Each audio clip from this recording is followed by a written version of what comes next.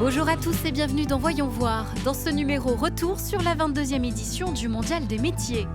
C'est à Eurexpo Lyon que se sont réunis durant 4 jours tous les centres de formation de la région, avec pour principe présenter leur métier par secteur et par le biais de leurs apprentis et étudiants. Un événement unique en France qui nous a permis de faire le point sur les métiers d'avenir. Dans le secteur de l'industrie, les formations et les entreprises vous tendent les bras, comme du côté de la plasturgie. Auvergne-Rhône-Alpes est la première région plasturgiste de France avec 850 entreprises et 25 000 salariés.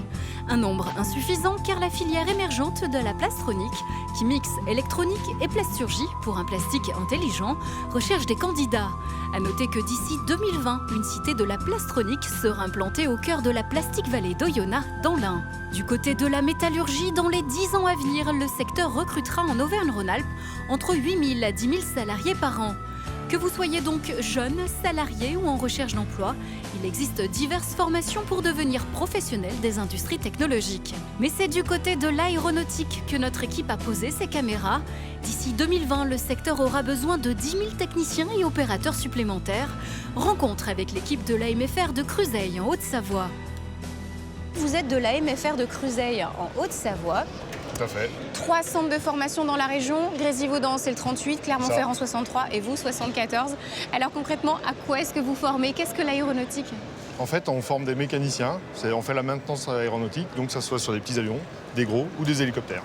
Alors concrètement, à la MEFR de Cruseilles, quelles sont les portes d'entrée et quelles sont les formations qu'on propose? Alors nous, on fait en alternance, donc c'est de l'apprentissage. Ça va du CAP au bac, plus la mention complémentaire. Et en parallèle, ils font donc une licence de mécanicien européen, c'est le diplôme européen qui leur permet de travailler partout dans le monde. Est-ce qu'il est difficile de renouveler ces nouvelles classes, ces promotions? Alors il y a toujours du renouvellement en aéronautique, en tout cas en maintenance, pour la bonne et simple raison, c'est qu'en fait on est dans le papy boom, quelque part, où en fait là il y en a beaucoup qui vont partir en retraite, il y a beaucoup de demandes, mais pas forcément en apprentissage, parce qu'en fait les entreprises ont du mal à franchir le pas, de prendre des apprentis, parce qu'en fait on a des élèves qui travaillent aussi la nuit, donc il faut qu'ils soient majeurs. Donc ça veut dire que la plupart des jeunes qui viennent vous voir ont le potentiel de trouver un emploi assez rapidement après leur formation. C'est vraiment une filière où ils peuvent s'épanouir rapidement. Alors à l'issue de la mention complémentaire, on a en gros 85-95% des élèves qui sont embauchés. Merci beaucoup Jean-Michel, passez une belle journée, je sais qu'elle sera chargée. Merci à vous. Merci, au revoir. Alessandro, 20 ans, Raphaël, 19 ans, merci beaucoup de jouer le jeu, de répondre à nos questions parce qu'on aimerait savoir pourquoi l'aéronautique. Alessandro. Parce que c'est un métier qu'on ne fait pas tous les jours, c'est pas très connu. Ouais, c'est vrai, pas connu. Il n'y a pas beaucoup de gens qui s'intéressent. Alors comment est-ce que vous avez choisi votre filière, toi Raphaël? Pourquoi tu es venu comme ça en aéronautique? Je me suis dit déjà que c'était un métier d'avenir et que j'aurais toujours du boulot là-dedans et que même c'est un métier qui me plaît. Donc effectivement, vous avez beaucoup de passion et surtout de l'agnac, parce que c'est une formation qui n'est pas si facile que ça. Votre professeur m'a dit tout à l'heure qu'il y a quand même pas mal d'anglais, c'est obligatoire, des maths, beaucoup de techniques. Alors, quelles sont les contraintes de cette formation, Alessandro? C'est peut-être le travail de nuit ou peut-être porter des charges lourdes souvent. Ça sent souvent la peinture, l'essence. Les postures, des fois, comment on travaille, il faut qu'on soit baissé. C'est pas toujours évident. C'est pas toujours évident. Donc Raphaël, toi tu travailles sur les hélicoptères, Alessandro les jets privés. Est-ce que vous arrivez à vous projeter dans l'avenir, à vous dire allez, je sais que demain je serai à tel endroit? Ça sera quoi l'avenir, Alessandro? Pour l'instant, je sais pas, je vais faire finir mon apprentissage. Après, si je peux, j'aimerais bien bouger à gauche à droite, histoire de toujours faire le même boulot, mais... Vous êtes prêt à voyager? Ouais, moi je suis prêt à voyager. Quitter la région sans souci. Et la Haute-Savoie? Exact. Au niveau de Raphaël, est-ce que tu sais où est-ce que tu vas aller? Moi, je pense que je vais plutôt me lancer dans l'armée et pouvoir bouger avec l'armée tout en me faisant de l'expérience derrière sur les machines sur lesquelles je travaille. Vous avez tous les deux déjà 4 ans d'expérience derrière vous, c'est pas rien. Qu'est-ce que vous pourriez dire à ces jeunes qui n'osent pas encore se lancer, qui aimeraient faire cette formation? Qu'est-ce que ça demande comme qualité, comme compétence, Alessandro? Beaucoup de rigueur, de sérieux. Et puis de la passion surtout. Je pense que c'est quelque chose qu'on ne fait pas si on n'est pas passionné. Et vous l'avez dit tout à l'heure, on parle de métier d'avenir. Qu'est-ce que ça vous évoque, un métier d'avenir? Pourquoi c'est important pour vous de vous lancer dans un métier d'avenir? On se lance dans un métier où on sait qu'on aura toujours du travail derrière, qu'il y aura toujours des débouchés. On fait les études ce qui vont durer entre 2 et 4 ans. Et à la fin, on aura toujours un travail derrière dans la France, dans tous les pays.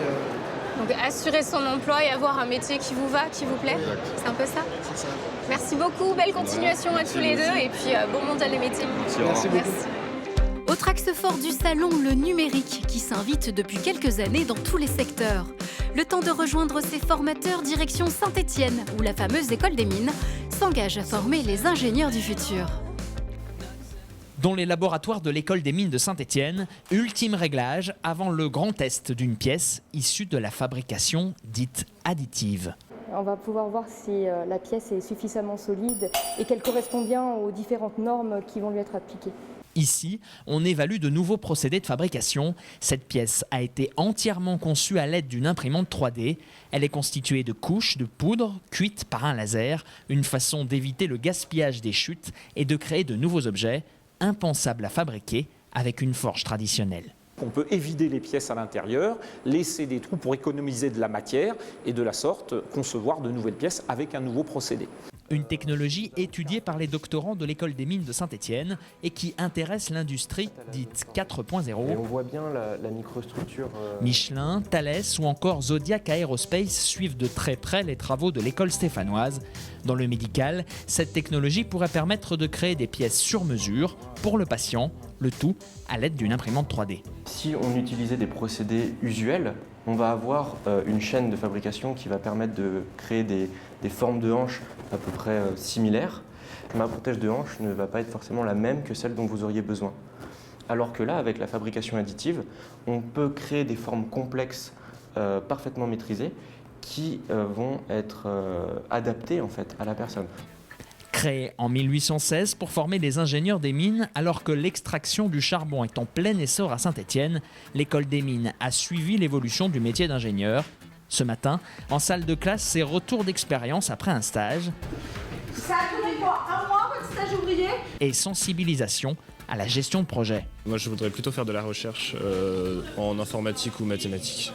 On est moins destiné à être des experts techniques, on est beaucoup plus formé sur le management, le côté économique pour avoir une vision plus globale du domaine dans lequel on veut travailler. L'école s'est aussi ouverte sur l'international. Elle a aujourd'hui signé plus de 100 conventions avec des universités dans 40 pays différents. Les métiers de demain, on ne les connaît pas, mais il y a une chose dont on est certain, c'est qu'ils sont internationaux, ils sont mondiaux. Les carrières le sont, les expériences le sont.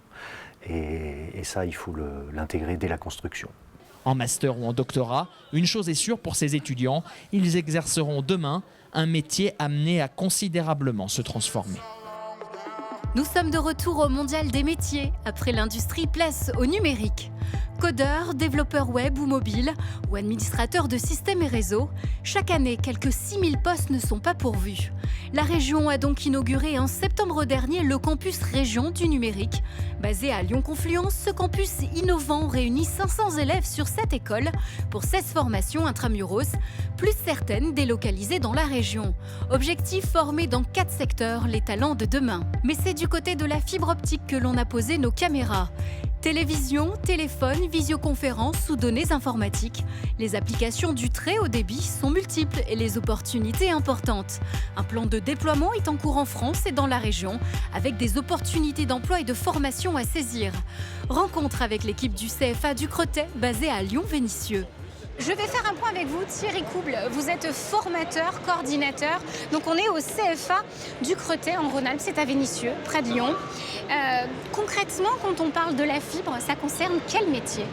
Alors, ça concerne plusieurs types de métiers. Donc ce qu'on appelle les techniciens qui sont tireurs-raccordeurs.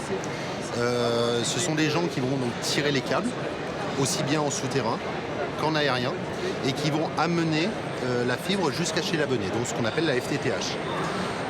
Derrière, ces jeunes-là, une fois qu'ils auront tiré les câbles, on va avoir besoin par exemple de les raccorder et ensuite d'intervenir au domicile pour raccorder la box et que le client ait le très haut débit à la maison.